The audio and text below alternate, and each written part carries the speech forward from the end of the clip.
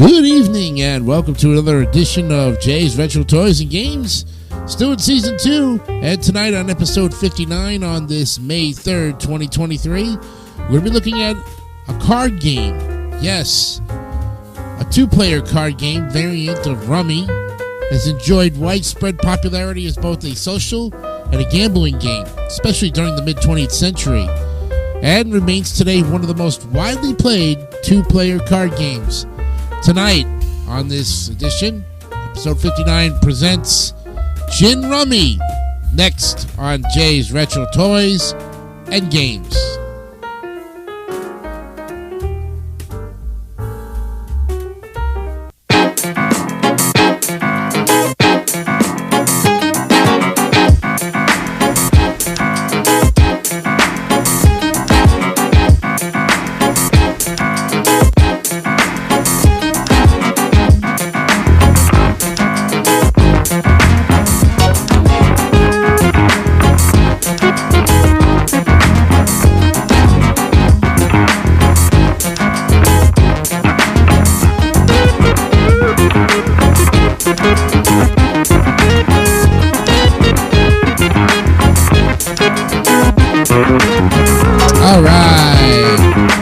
Wednesday or happy hump day to you all, and welcome to Jay's Retro Toys and Games. I'm your host, Jason DeCanio, and we're in the month of May, and hope you had a fantastic April, as that month is now finished, and we now go onward into the month of May, and soon to wind up our Season 2 shows with some more good stuff coming up, because when the first week in June comes around, we will end our Season 2 right there between June 1st and June 3rd.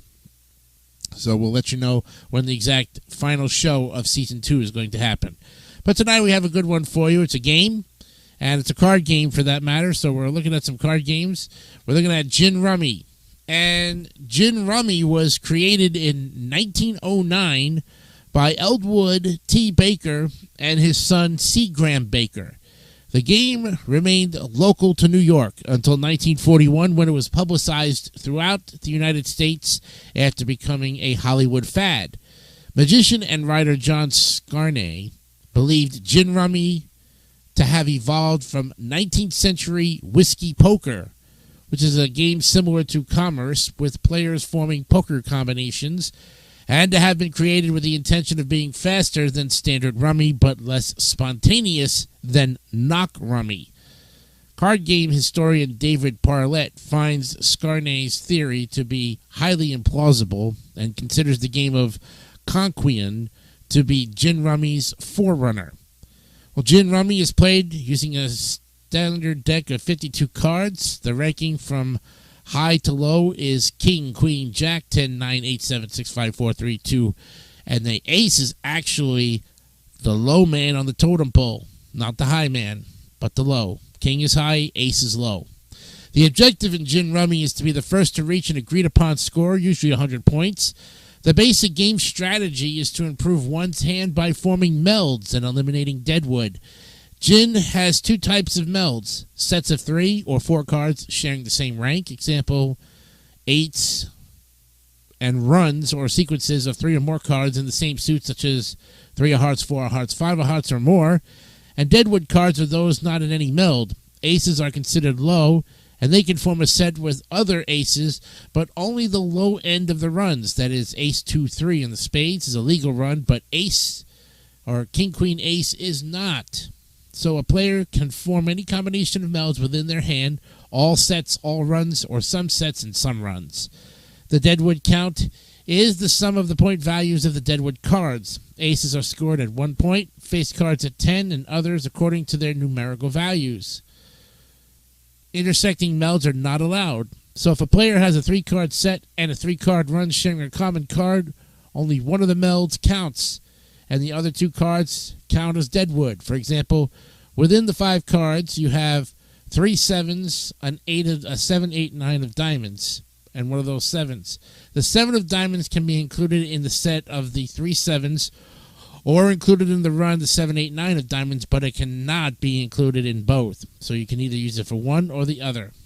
Dealership alternates from round to round, with the first dealer chosen by any agreed upon method. The dealer deals 10 cards to each player at one at a time, starting with their opponent, and then places the next card in the deck face up. This begins the discard pile. The face down pile is known as the stock pile. On the first turn of the round, the non-dealing player has first option of taking the up card on the discard pile or passing. If the non-dealing player takes the up card, they must then discard a different card to the discard pile. The player acting second can take the top card from the pile of their choice. However, if the non-dealing player passes the up card, the dealer is given the opportunity to take the up card or pass, and if the dealer also passes, the non-dealing player must draw from the stockpile. Then, the next turn and after, players can draw from their pile of their choice. On each subsequent turn, a player must draw either the face-up top card of the discard pile or the face-down top card from the stock pile and discard one card from their hand onto the discard pile. If a player chooses to draw a face-up card from the discard pile, he cannot discard the same card he just took. Players alternate taking turns until one player ends the round by declaring the hand over, knocking, or until only 2 cards remain in the stockpile, in which case the round ends in a draw and no points are awarded. The game ends when a player reaches 100 or more points, or another established amount. In tournament rules, the game is played in the best of 5 with 250 points per game. Now, in standard gin, a player with 10 or fewer points of deadwood may knock, immediately ending the hand without giving the opponent a chance to play. Knocking with no deadwood is known as going gin or having a gin hand, while knocking with deadwood points is known as going down. When discarding to end a turn, a player who wishes to knock must clearly indicate their intent. This is generally shown by laying the discard face down, but can also be done through a verbal declaration or by tapping the playing surface. The player then lays out their hand, organized into melds and with any deadwood separated from them. The opponent or defending player shows their melds and is entitled to lay off any deadwood cards that fit into the knocking player's melds, provided that the knocking player does not go gin. For example, suppose that the knocking player has a meld of 3 kings. If the defending player is holding the 4th king as deadwood, they may lay it off by adding it to the meld and thus reduce their deadwood by 10. The difference in the 2 players' deadwood counts determines the score for the hand as follows. If the knocking player has the lower count, they score points equal to the difference. The defending player can undercut the knocking player by having a lower or equal count, and in this case, the defending player scores the difference plus a bonus, usually 15 points. An undercut may occur either before or after the defending player has laid off any deadwood. The knocking player can never lay off their deadwood into the defending player's melds. And a player who goes gin, for example, has no deadwood, gets a bonus typically of 25 points. A player holding a gin hand may also choose to continue the round instead of revealing it in hopes of obtaining an 11-card big gin hand as follows. If a player draws or takes a card that can be used to form melds with the 10 cards already held, the player declares big gin and the hand ends.